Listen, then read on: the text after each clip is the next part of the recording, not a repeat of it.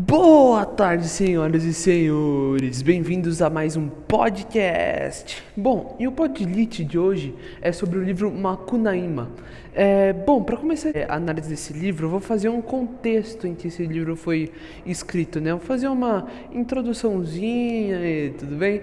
Então, esse livro foi escrito no século XX, mas o autor coloca o livro como se fosse uma temporalidade, assim, como uma temporalidade. Ele coloca, ele faz com que as cidades brasileiras se conectem de uma forma mágica, assim. Então, por exemplo, uma hora ele tá na floresta amazônica, outra hora o personagem principal tá, sei lá, em São Paulo, né? Então, é bem interessante esse ponto aqui do livro. Bom, vamos também fazer uma análise aos personagens principais.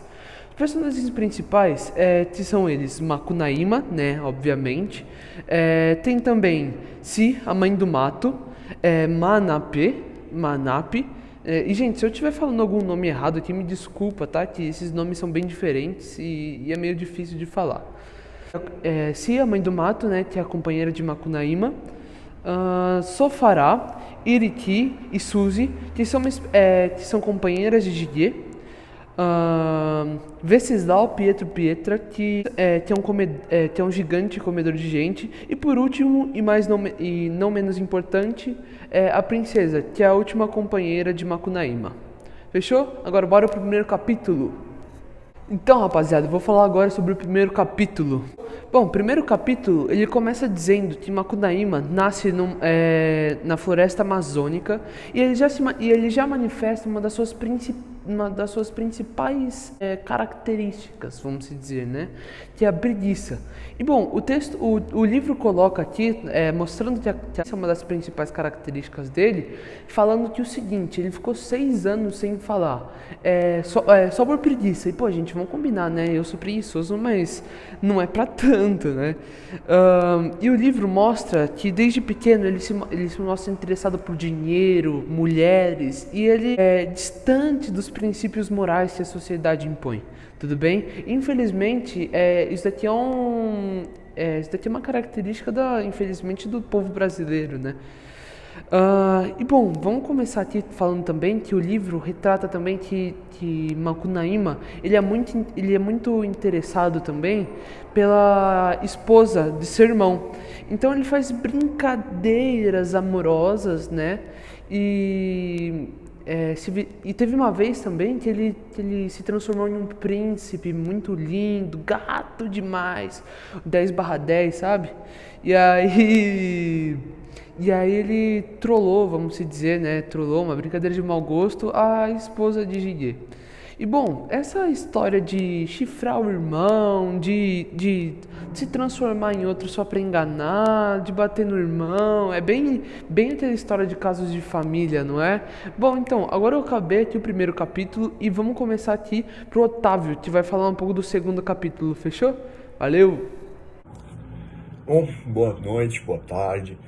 Agora eu vou falar sobre o capítulo 2. Bom, o capítulo 2 é sobre o Jing que arranjou outra mulher chamada Iriki. Makunaíma mentiu para sua mãe e foi para o outro lado do rio, sendo rodeado de comida. Porém, a Índia queria dividir com sua família, então o protagonista resolveu voltar e, como punição, como castigo, a sua mãe, ela largou ele no meio do mato, sem rumo e sem nada. Na volta para sua tribo, ele encontrou Curupira, Avacotia e passou por muitos perrengues. Porém, quando ele chega na tribo, ele sonha que a morte da sua mãe estava perto e no dia seguinte acaba que ela morre. Boa análise, Otávio. Agora vamos com o Will, que vai falar sobre o capítulo 3, 4 e 5. Valeu!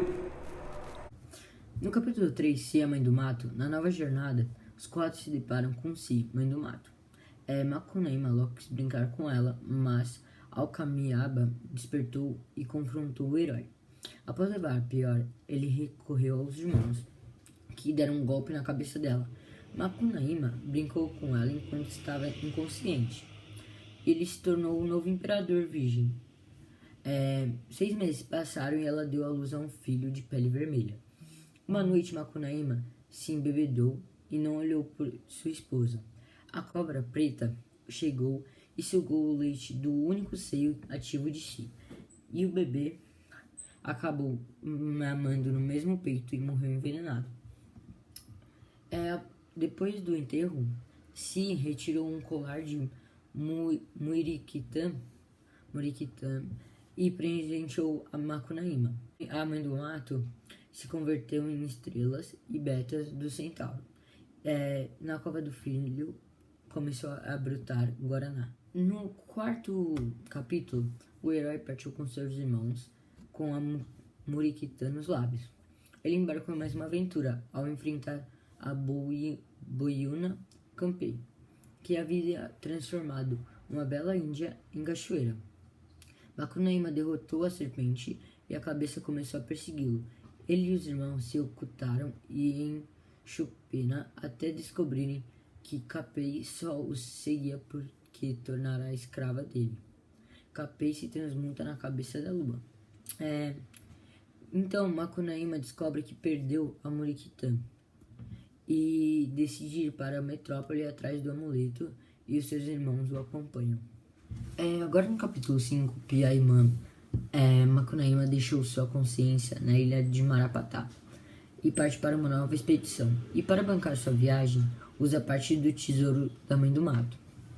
Durante a semana, o herói ficou refletindo sobre a relação dos homens com as tais máquinas, concluindo que elas eram como deuses criados pelos próprios humanos, e que a luta entre criadores e criaturas acabava em empate. No fim, as máquinas eram os homens e os homens eram as máquinas. O herói descobre que Pietro e Pietra é o gigante Piamã e que come as pessoas e vive com a Capora. Na primeira vez em que eles se encontram, o Titã mata Macunaíma com uma flechada e fatia em partes pequenas. Manapé, auxilia por uma formiga e um carrapato, consegue trazer o protagonista de volta à vida. Depois de ingerir o Guaraná, o herói se fortalece e ele se prepara para desafiar o gigante. Obtém uma armadura e muitas balas. Ótima análise aí, Murilo. Agora bora pro João, que vai falar sobre o capítulo 6. E bora lá, João. No capítulo 6, a Força Gigante, Macunaíma e seus irmãos pregam peças com insetos. Após isso, se cansam e tacando longe. Macunaíma faz uma barraca e nesse meio tempo ela pega um tijolo e transforma numa bola, chutando-a e criando futebol. E os dois insetos que eles jogaram longe, um era a tataruna, se transformou na lagarta rosa, e o outro bicho se transformou no bicho do café, assim criando as 3 lendas paulistas de pragas. Boa análise. Agora a gente vai com o Belon, que vai fazer uma análise do capítulo 8, 9 e 10. Beleza? Valeu! Bom, após a macumba, Macunaíma encontra a árvore Volumã para se vingar de uma trapaça do herói. Ela o lança em uma pequena ilha deserta. Aí, enquanto ele dorme, um urubu faz suas necessidades sobre a cabeça dele. Ao acordar, Macunaíma desejou partir para o céu, mas ninguém quis levá-lo, pois estava fedida. Somente Véi, a Sol, aceitou o herói e ordenou que suas 3 filhas o deixassem bem limpo. Véi pretendia convencer o protagonista a se casar com uma delas. Ele ganharia a Europa, a França e a Bahia, mas deveria ser fiel à esposa. Macunaíma aceita e promete fidelidade, mas não consegue cumprir com seu propósito. O processo que Véi lhe impõe é perder a fonte da juventude eterna, que seria seu presente de casamento. O monstro Mienique Teibê tentou devorar Macunaíma, mas acabou comendo a jovem que brincava com o herói. Já no capítulo 9, de volta a São Paulo, Macunaíma escreve uma carta para Iquimiabas em estilo clássico, descrevendo tudo o que encontrou nessa cidade e pedindo a elas que enviem mais recursos financeiros. Conta também que está prestes a resgatar a Muiraquitã. Já no capítulo 10, o gigante se cura da surra e repousa sobre o Muiraquitã. O herói anda por São Paulo e durante as festas do Dia do Cruzeiro, ele discursa narrando um mito nativo do pai do Mutum, o Pauí Podolê, o autêntico Cruzeiro do Sul. Aí sim, agora voltando a bola pro nosso amigo João, agora ele vai falar um pouco sobre o capítulo 11, fechou? Bora. Bom, no capítulo 11, a velha Seiyusi, resumidamente, a Makunaíma acaba inventando histórias e assim seus irmãos e suas pessoas voltam acabam descobrindo. Assim, a Makunaíma fica muito brava, muito revoltada e acaba implicando seus irmãos em praça pública. Assim, acabou até que o herói acabou sendo preso. Makunaíma tenta derrotar o gigante, porém é uma tentativa mal sucedida. Assim, vai nadando até o Hachiote, quando é capturado pela Seiyusi. Assim, ela acaba preparando passar, porém sua filha esconde no quarto e eles começam a brincar. E depois, Makunaíma acaba fugindo da casa da velha. Meu, sério, esse grupo aqui é maravilhoso. Agora a gente vai falar agora com o Pedro, que vai falar sobre os capítulos 12, 13 e 14. Vambora? Olá, agora eu vou falar sobre o capítulo 12, que se chama Tec Tec, Chupinzinho e a Injustiça dos Homens.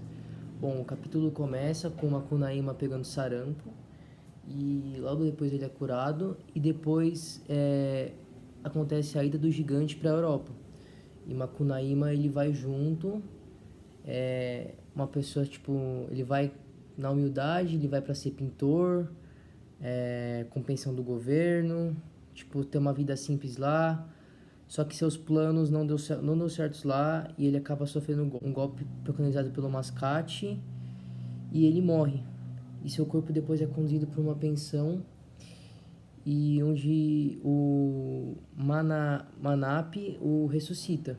E depois, esse mesmo irmão, ele dá um jeito de Makunaíma ganhar no bicho o tempo todo. Então, mais ou menos é esse o capítulo, é a frustração de Makunaíma para a Europa.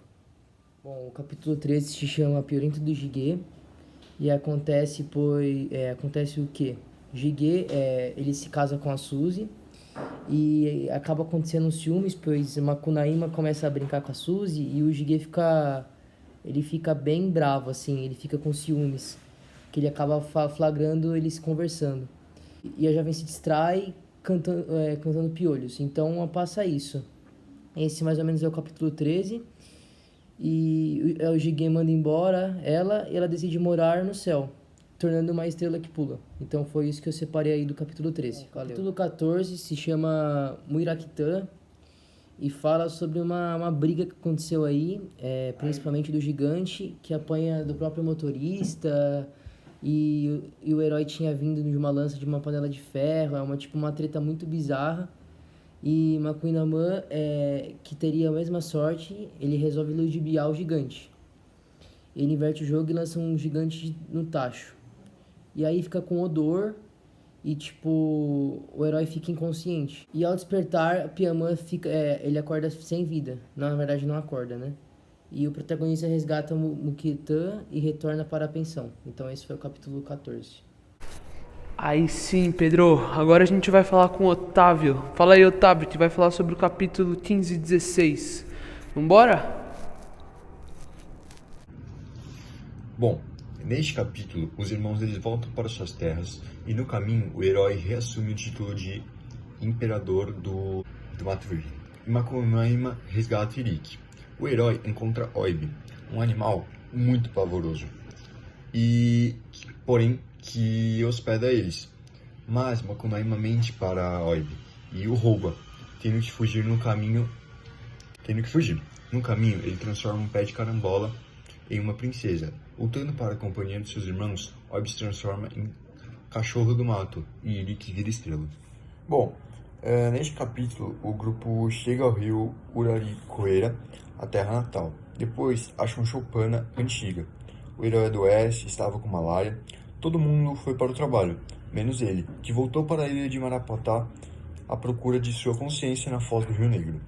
Ele não encontrou mais, porém se apropriou da consciência de um latino-americano e partiu feliz. O bruxo Zaulé, que só tinha uma perna, escondia um tesouro, uma cuia mágica. Era só afundar esse recipiente no rio e depois virar na praia. Dela emergiam muitos peixes, que surgiam do nada. Jing furtou essa cabeça e retornava para a cabana, todos os dias, com uma grande quantidade de peixes. Makunoima percebeu qual era a magia do irmão e, sem que ele soubesse, realizou o mesmo feito, mas perdeu a cuia. Esse foi o capítulo. Espero que tenham gostado e é isso. Então, Bora lá, gente, para finalizar esse podlit aqui, e eu vou falar sobre o último capítulo aqui, o capítulo 17. Bom, o capítulo 17 mostra que Makunaíma está passando por momentos difíceis, sozinho, em sua casa simples, e todos partiram, menos um papagaio chamado Aruai. Mas depois, ao longo do capítulo, o papagaio também, zarpa, e aí só fica o Makunaíma lá sozinho. Teve uma hora que o Makunaíma se cansou, e aí ele foi pro céu através de um cipó, mesmo com uma perna só. E com ele só leva uma gaiola, que dentro tinha um casal de galinhas que ele trouxe de São Paulo. Então, depois de muito esforço, o Pauí fica com pena do protagonista e ele junta Makunaíma e seus bens e leva lá para a constelação de Ursa Maior, beleza? Bom, gente, o livro acaba por aqui, mas a gente fica com uma pulga atrás da orelha, não é? Pensando, como que a história chegou até o escritor, como que a história chegou até a gente, como que ele se transformou em livro. Bom, lembra daquele papagaio que eu falei, o Aruai, que ele ficou até o final com Makunaíma? Então, esse papagaio, ele estava vagando aqui, né? Ele estava vagando e ele encontrou uma pessoa que era escritora, que era um escritor, e ele contou toda essa história, toda essa história sobre Makunaíma e tudo mais. Sabe quem era esse escritor? Ninguém mais, ninguém menos que Mário de Andrade, que acabou escrevendo esse livro. Fechou? Valeu, gente, até mais. Fui!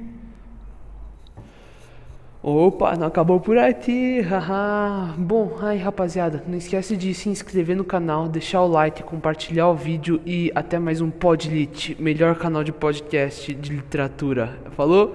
Valeu, é nóis!